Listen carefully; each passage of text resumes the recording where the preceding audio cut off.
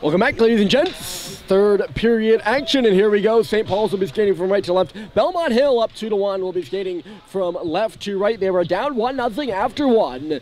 And here we go to begin this third period. They got 2 goals in the second from the likes of Robert Rodokia and Will Killoran. Both heavy slappers.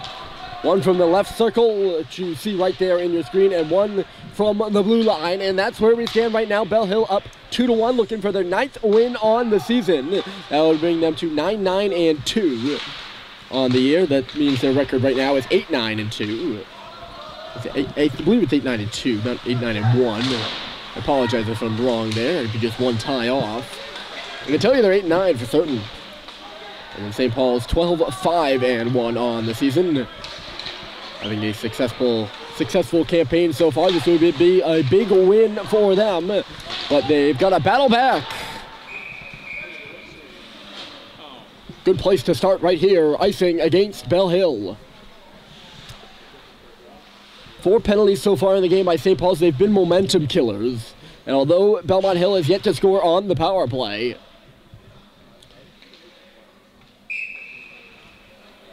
starting the second on the power play certainly helped their momentum in a period that they dominated. There's Simpson, a jamming backhander, goes wide of the far post. Halliday on the rebound and behind the net. I don't believe St. Paul's had one shot on net in that second period. Certainly only one shift or two in the offensive zone, it seemed. Belmont Hill just working and working and working, getting pucks off the wall, getting pucks out from in behind the net to the dangerous areas of the ice, and profiting eventually with those 2 goals. They're right in the offensive zone again here. Is Hayes dropping it off. Kazosian, it comes over near side for a shot from the point, and that was steered aside by Andy Barron, who's been solid as always. Only 2 goals against so far. Puck centered here, it'll escape the zone. Outside the line on Brett Bliss. They give the pass to Kaloran, who's got to go, and up the right side it goes, into the zone. Kazosian with a tap on it, it's still loose, or Gogin was also in there. It wasn't loose, I should say. Just puck was over on the near wall. Good connecting pass from Sullivan out to Stadheim at center, who crosses the red line, shifting gear to the left side. Stadheim dropping. Here's Simpson with some space, and he just missed mid-length on the far side. Guillaume Deere unable to keep it in. He turned it over to Krause, actually. Nothing further on that. Sullivan missed his mark on his second pass there, but it still gets deep into the zone. Great play by Owen Stadheim on the patience to drop it off. He set up Eric Simpson just outside his office at the top of the face-off circles. And Simpson, known to be a sharp shooter, when he hits the net, it's been good. He just missed there. Here goes Ty Green, another 3-on-2. There's a shot for a rebound! Clinton going hard, trying to stab one free, but there really was no rebound. Good job by Hosworth to control it. Face-off coming up in the zone. St. Paul's automatically looking better here in this third period. Although that doesn't say much. We're only about 3 minutes in. Still could go south for either side.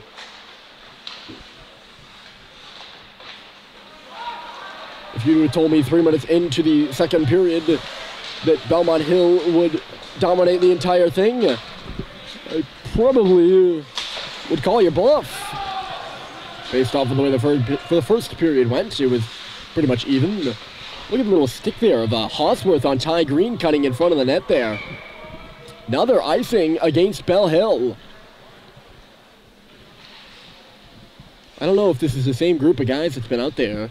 I'm not going to say tired group of players out on the ice for Belmont Hill because I'm not quite certain. Ozo draw once again to the left of Hosworth, and Schubert won it, but to the wrong player. Right onto the stick of, I believe that was Rubin. Not sure whether it was 18 or 19. Ooh, whomever it was just got boarded and sent foot for Bussey, who scores!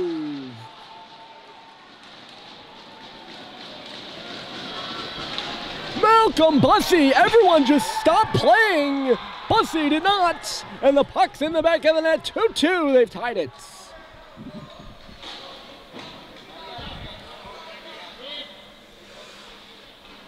Just a Huge hit. I don't know if it was Schubert or Menace. Obviously wasn't Bussy,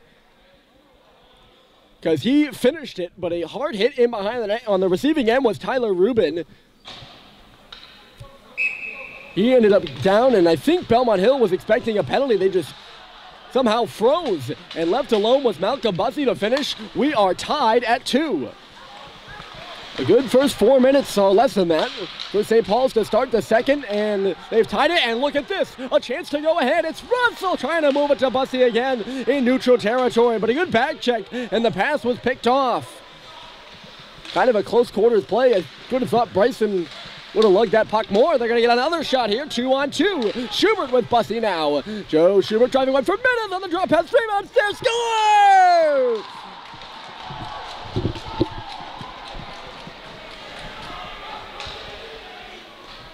Julian Menace with the shot and then cleans house on the rebound. 2 goals in less than a minute, and St. Paul's is back on top 3-2.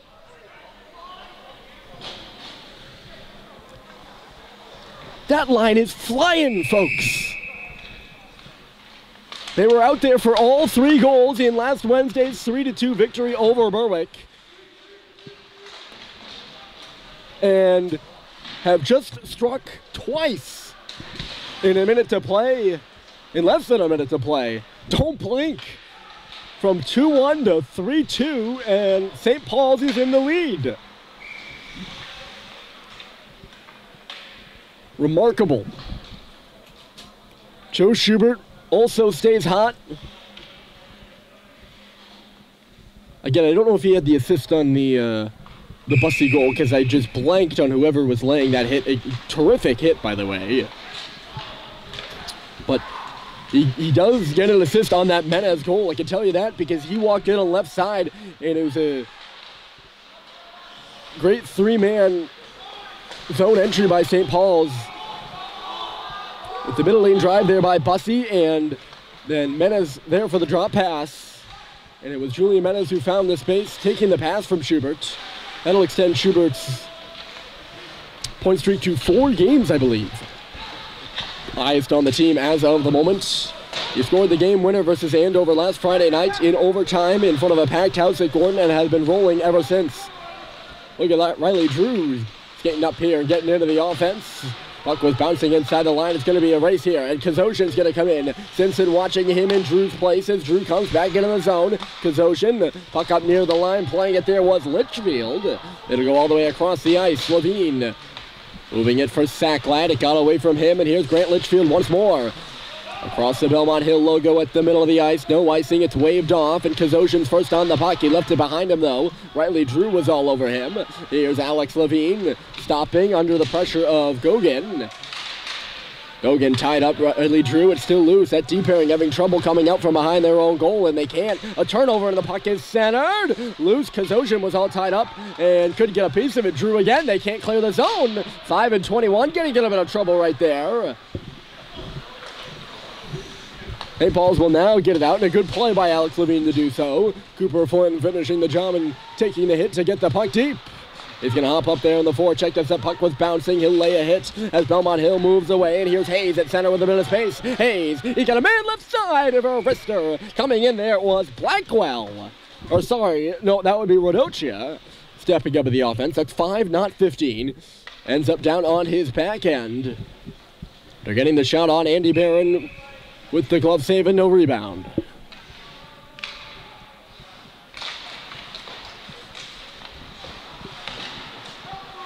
Race off to the left, and it was taken to the boards. Here's Jake Sullivan. Sullivan, uh-oh. I think he lost that puck there. Might have gotten a bit of contact. Again, a play that I think you saw on screen, but I didn't. Maybe you didn't see it on screen? I'm not sure. Many of you know I do the camera and the broadcasting, so often when you can't see the play, it's my fault. So if you're screaming at your computer or TV or phone or whatever you're watching it on, because, move the camera, I apologize for that. It happens a lot. Sent to the goal here. Bussy was in the area. I think that was Schubert who pulled it off the wall. This line has thrived in the last 2 games. The Bussy Menace Schubert line. They are quick, and they have been scoring. But yes, I do both things. And often I'm more concentrated on what I'm saying than what you're actually seeing on the screen. And that's just where my priorities are. My passion is in, excuse me there. My passion is in broadcasting and not filming. Icing here against St. Paul's. So when I say, well, you might be able to see it, you might not be able to see it, that's because I'm not really looking at the screen, watching whether you can or not. You might not be able to see anything, and most of the time I wouldn't notice. Of course, now as I'm talking about this, I'm looking more at the little camera lens, or the camera monitor. Driven further into the zone by Simpson after Halliday moved it up and ahead. Here's Eric Simpson creating some offense, or creating some space, I should say. Dropping it for Halliday, but it missed him. Here's McElhenney now along the ice. Steered up into the glass by Hosworth, who's been much more busy. Loose in the slot was McElhenney. Getting over there was Gogan to get on him. Simpson now dropping it. Here's a nice pass by Halliday. And then Stadheim. Wow, that was a crazy sequence. Stadheim couldn't pull the trigger. He's in front of the net now. Halliday for McElhenney. Right on back. JT Halliday threw it into the skates of McGuire. They exchange a couple of pushes and shoves. The freshman and the sophomore do, with a bit of height difference between them too. Lugging it up and ahead now is Harrison Sweet. Litchfield all over him, forcing him to stop up. Shot off the wall, come through. Sacklad was caught up at the side of the goal, couldn't get his stick on it. Wow, that was a crazy sequence between Halliday and Simpson and McElhenney, and then Stadheim with a glorious opportunity after Halliday found him at the bottom of the face-off circle. Great pass by JT. And good defensive play by Belmont Hill. I didn't catch the defender. Here's a loping shot from the line. It's loose in front. All tied up there. I think that was High in front of the net. It was John High, and he couldn't get a stick on it. I don't think he even realized that rebound was loose right between his legs. Sacklad now digging in deep as the play goes down to our left. 9:11 on the clock, and St. Paul's leads 3-2 on a flurry by Menez, Bussey, and Schubert. 5 consecutive goals, or yes, 5 goals in 2 games they've been out there for. Play down at our left wing blind spot. Splinton tried to swing it out in front, come to the face-off circle. Green, a good puck win there on John High as it was 50-50. Chased out in front of the net again, but knocked away, or knocked out of harm's way there by Tyler Rubin. Remember Rubin, he took the hard hit on the initial Malcolm Bussey goal. Belmont Hill can't coordinate who's going to pick up that puck. Now they will, and right off the bench, I believe, was Dumas. Maybe he was just stepping up for the blue line. Eat a whack at it, 8:28 to go. This one ramping up. A good third period of action, and St. Paul's down 2-1 after 2 periods, up 3-2 here. And Julian Menez is marker the difference. Pass to the middle by Bussey, a little one-touch there. Good try, but Blackwell was there to intercept. Here comes Krause.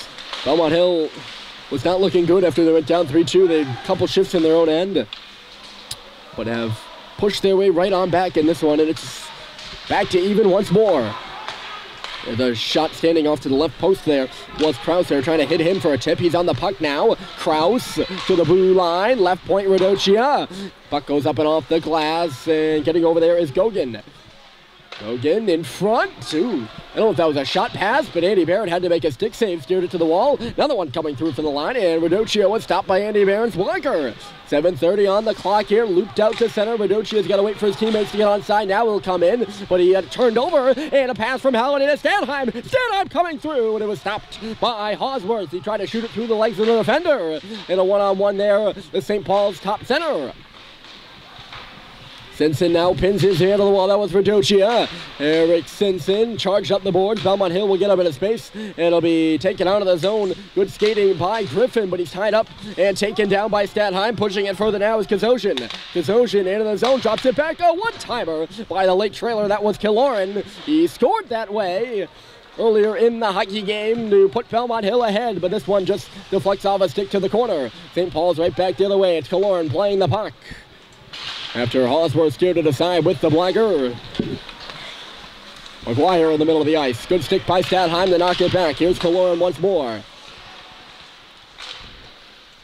Bliss Left side over the boards is Ty Green. Both teams in the process of a change, and it's Cooper Flinton who rips his puck on around. 6:22 on the clock. Good deflection off the wall by Perillo. They're so good at using that ice sheet. Moving it from the boards to the middle of the ice. Perillo to Hayes, who came in with a shot. Missed wide. Here's Hayes now. Hayes to the hatches. And the shot was blocked inside. Still loose there. And it's chased to the board. Sacklad's going to win the race to the puck. He did win the race to the puck. But he had his clearance blocked by Michael Hayes, who had a glorious opportunity just skating around the circumference of the offensive zone.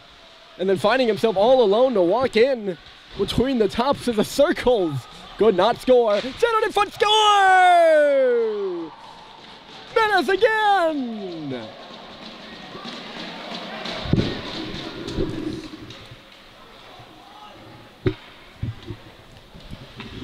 John Sacklad forced it out in front, and Julian Menace, the finisher.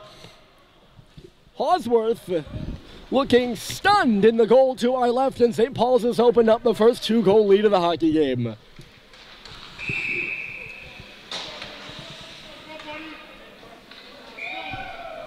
Timeout, Belmont Hill. What a terrific night for Julian Menez. His second goal of the period. And with 5:43 on the clock, St. Paul's leads 4-2. I don't want to say, and I don't want to over-exaggerate, because I do have the tendency to do that sometimes, that St. Paul's looked downright dreadful in that second period, but to put it quite frankly, they did not look good. And coming into this third, you had to think that they were going to have to claw their way back. And yes, they've battled, but the pucks have been going in. Bussey opened not quite the floodgates, but a 3-goal third period. And with, I don't want to count the exact ticks on the clock. I would do the 60 times 5 and plus 43, but I don't want to do that. So I'll just go 5:43 left, although the ticks would be nice and poetic, wouldn't it be? They lead 4-2.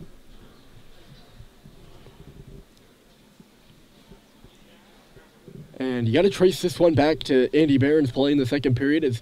As much as his team has been finishing on offense here in the third, he kept him in it in that second period, allowing 2, but could have allowed a lot more. And now it's Belmont Hill who must claw back, down by 2 goals. Still with plenty of time left on the clock. And they'll come out of their timeout with a face-off at center. St. Paul's was in the process of a change. That's why Sacklad was last on the ice, still on his line. He just set it in front. Menace hot off the bench. Coming in below the circle. Fires it by Hosworth. Yowza! 4-2 with a glove pass at center here. Will blow the play dead.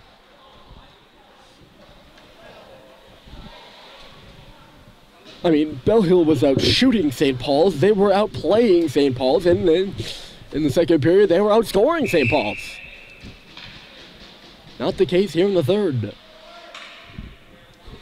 I don't want to say it's quite been the opposite. There haven't been many shifts down to our right. I mean, we saw the Hayes opportunity. He couldn't cash in. That would have been the tying goal, folks.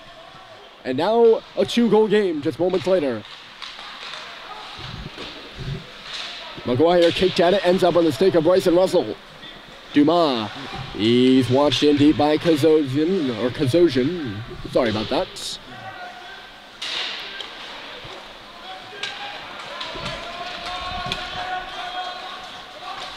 And as wreaking a bit of havoc, it's just tossed over there carelessly for Jake Sullivan to play it. He'll dump it deep. He's about a foot from the red line. I thought he might have been called for icing there, but there were a couple of Belmont Hill players back. So no icing to call. They're going to let him play. Here with 4 minutes to go, and the puck below us. To the middle of the ice at Stadheim. Knocked away from him, Kaloran now. Backhanded ahead and touched aside by Andy Barron. That's Dion Deere. A little backhander himself, and it ended up on the stick of Halliday on the half wall. Got it up, but not out, and now it's out. Tracking it is Simpson. He taps it. Stadheim trying to come in clean. He can't. It's knocked to the corner instead. He came in, just not quite clean. If he came in clean, he probably would have had an opportunity skating up that right side. This pass connects at Stadheim in behind the likes of Eric Simpson, who will re-corral with it for Diomdier below us as they switch spots. Diomdier was the defenseman, and Simpson acting in his place. 3:50 to play, and Andy Barron out of his net to stop it. Right up there is Liam Kelly on the forecheck. He took Sullivan to the boards, but a good play by Jake to kind of dodge away from it. And out at center, Diomdier is going to step up and shoot it in. He had Sackline on the left side, but decided not to pass it and decides to let's be redundant here. Hold on for Green, and a shot. Ooh. Whoa, that puck was loose. It was dropped by Hosworth. Sorry about the voice crack, by the way. I've been waiting for that all night. I do have a bit of a cold. It's been going around school. And I actually have a tendency to voice crack specifically on Ty Green's name. I don't know if it's just the one-syllable nature of it, but sorry about that. I'm sure it caught you all as off guard as it just caught me. Good give and go in center, and here comes McGuire. McGuire looking to get a shot. Flinton was watching him. Now it's McElhinney who takes over as McGuire peels off in the corner. Back to the line for Litchfield to the goal, and standing in front there was Perillo. He stumbles and falls at the side, and they're going to call a penalty. I don't know about that one. They're going to call a hook on Ty Green at the side of the goal as James Perillo went down. It looked to me like he just caught an edge and fell. Nonetheless, St. Paul's has stood strong here on the PK. 4 for 4 in the game, and they're going to have to stand strong here with Hosworth on the bench with 3 minutes to go. And it'll be a 6-on-4. Ty Green for a hold. Scramble off the face-off, and Belmont Hill wins it. Over here, it's Perillo with a shot deflected off the stick of Simpson. This could be either a momentum builder for St. Paul's. Well, doesn't really matter. There's not much game time left. They got to kill it. End of story. Sent across for Perillo, and he would have had some space, but it kicked off of his skate. Sweet goes in awkwardly to the boards on the near side. It's a squall in the corner for 1 minute and 30 left to go in the green penalty.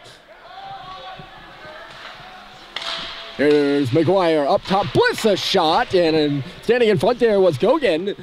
He was supposed to be the deflector on it, but Andy Barron ended up making the save. Here's Perillo now, and it was blocked by Simpson again. Loose at the line, Simpson laying out, but he can't clear it. He's got to get back now and does just that. Look at the penalty-killing machine of number 2 on the ice. Here's McGuire for Perillo, top of the key. Back for McGuire again, down to one knee is Sweet. Good boxing by St. Paul's a minute ago. McGuire across for Bliss in front of the net. It was deflected wide, loose in front.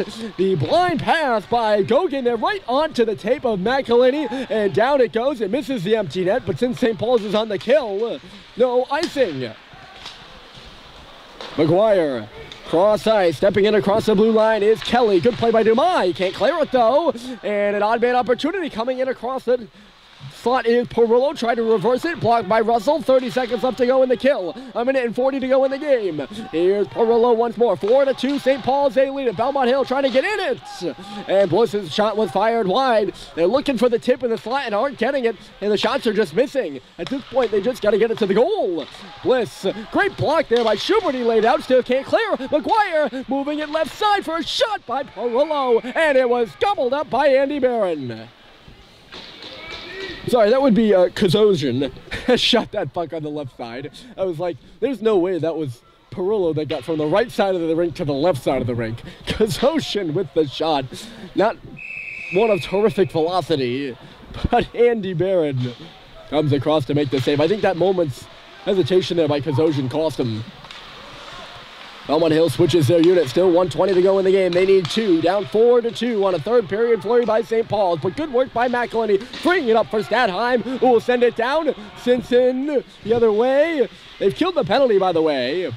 So no icing on the play, and Simpson's just going to keep that puck pinned against the wall. He's got the whole Belmont Hill team on him. And Eric Simpson is winning Do you believe it? 4-on-1 in the corner, and now they'll get it out. But Ty Green came in to chip it right out, and they're just bashing him on all over the ice.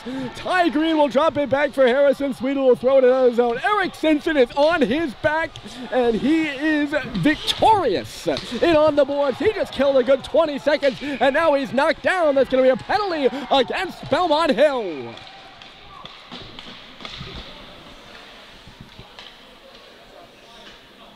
Take a breather, Eric Simpson.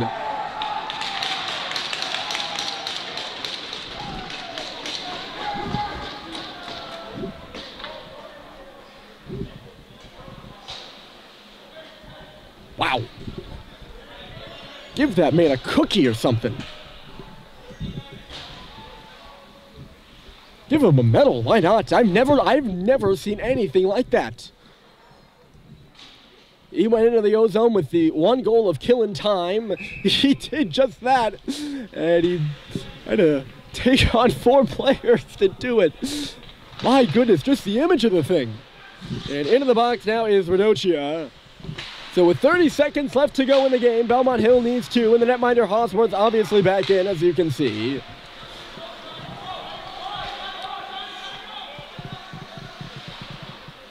Down and out, not out, but they were down 2-1, but it seemed like they were down a lot more after 2. But just a whole new meaning of the phrase down but not out.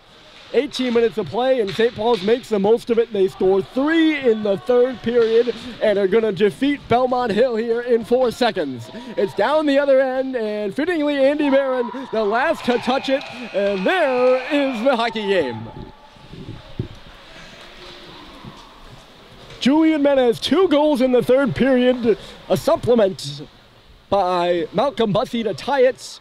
The 4th of the game to Eric Simpson in the 1st period. That got things started, and going from most recent to least recent, you have your 4 goals for St. Paul's, 2 in the 2nd by Belmont Hill, and a dominant frame by them, but it is not enough. And it's the Big Red of St. Paul's with a monstrous road victory to advance to 13-5-1 on the season. My name's Ryan Murphy. So glad to have had you along for this fantastic hockey game. Sure hope you enjoyed, and I sure hope you enjoy the rest of your Saturday evening. Signing off from Belmont, your final score, St. Paul's 4, Belmont Hill 2.